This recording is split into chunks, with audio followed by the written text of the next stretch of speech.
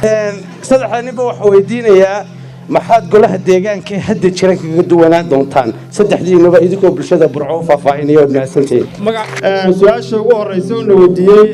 Sacad maxaad kaga duwanaan doontaan xildhibaanada imika fadhiya aad bedeli doontaan haddii ilaahay jagadan uu guleeyo su-aasha in badanna waan ka hadlay caawana bulshada waan ugu celinayaa anigu ka mukhtaar ahaan waxaan ballan qaadayaa oo kaga duwanaan doonaa haddii ilaahay jagada ay u guuleeyo aad ugu xasuusan doontaan inaan dhegihiinna idiin furo baahidiinna dhegaysto waxaad doonaysaan iyo waxaad tabaysaanba aan idinka qaada insha allahu tacaala waxaanu kaga duwanaan doonaa hadduu alla ka dhigo oo aanu ku guulaysano xilka